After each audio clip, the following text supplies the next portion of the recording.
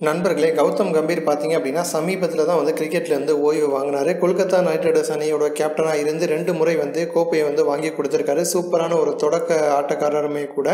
கம்பீர் ஓய்வு வாங்கின விஷயம் வந்து அவருடைய ரசிகர்களுக்கு வந்து பெரிய ஒரு வருத்தத்த வந்து குடுத்திருந்துச்சு. கம்பீர் வந்து ஓய்வு வாங்கின பிறகு பார்த்தீங்க அப்படின்னா, ட்விட்டர்ல வந்து கிங்ஸ் 11 பஞ்சாப் அணி வந்து கம்பீருக்கு வந்து உங்களுடைய அடுத்த இன்னிங்ஸ் வந்து தொடரட்டும் அப்படின்னு சொல்லிட்டு ஒரு ட்வீட் ஒண்ணு பண்ணியிருந்தாங்க. அதற்கு வந்து கம்பீர் வந்து என்ன ரிப்ளை குடுத்திருந்தாரு அப்படின்னா, நன்றி அப்படின்னு சொல்லிட்டு விரைவில் நம்ம வந்து சந்திப்போம் அப்படிங்கிற மாதிரி வந்து கம்பீர் வந்து ரிப்ளை கொடுத்திருந்தாரு. அதற்கு வந்து கிங்ஸ் 11 பஞ்சாப் அணி வந்து என்ன ரிப்ளை கொடுத்திருந்தாங்க அப்படின்னா, நாங்களும் எங்களுடைய சிங்கங்களும் வந்து உங்களை எதிர்பார்த்து காத்திருக்கோம் அப்படிங்கிற மாதிரி வந்து ரிப்ளை கொடுத்திருந்தாங்க. கிங்ஸ் 11 பஞ்சாப் அணி வந்து இது வரைக்கும் பார்த்தீங்கன்னா ஒரு முறை கூட கப்பு வாங்கினது கிடையாது. மைக் ஹாசன் பார்த்தீங்க அப்படின்னா வந்து பயிற்சியாளராக இருக்காரு. இவருடைய பயிற்சியில் வந்து ஒரு முறை கூட வந்து வாங்கலை. இன்னொரு புறம் பார்த்தீங்க அப்படின்னா, வீரேந்தர் சேவாக்குக்கும் அணி உரிமையாளர்களுக்கும் ஏற்பட்ட பிரச்சனை காரணமாக சேவாக் வந்து அணியிலேருந்து விலகிட்டாரு.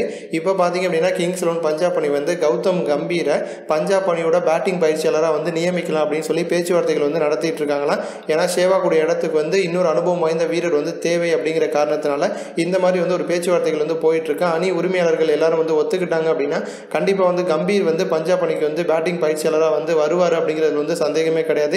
ஏன்னா சமீபத்தில் கம்பீர் வந்து ஒரு பேட்டி கொடுத்தாரு. அந்த பேட்டிலையும் வந்து பயிற்சியாளராக ஆகத்தான் நான் வந்து விரும்புகிறேன், வர்ணனையாளராக ஆகிறதுக்கு எனக்கு வந்து விருப்பம் கிடையாது அப்படின்னு வந்து தெரிவிச்சிருக்காரு. இந்த வாய்ப்பை வந்து பஞ்சாப் அணி பயன்படுத்திக்கிட்டாங்க அப்படின்னா கண்டிப்பாக வந்து கம்பீர் வந்து சம்மதம் தெரிவிச்சிருவாரு. ஸோ பஞ்சாப் அணி வந்து என்ன முடிவெடுக்க போகிறாங்க அப்படிங்கிறத நம்ம வந்து பொறுத்திருந்து பார்ப்போம். இது போன்ற இன்னும் பல ஸ்போர்ட்ஸ் செய்திகளை தெரிஞ்சுக்க நம்ம சேனலை வந்து சப்ஸ்கிரைப் பண்ணுங்கள், லைக் பண்ணுங்கள், ஷேர் பண்ணுங்கள். நன்றி.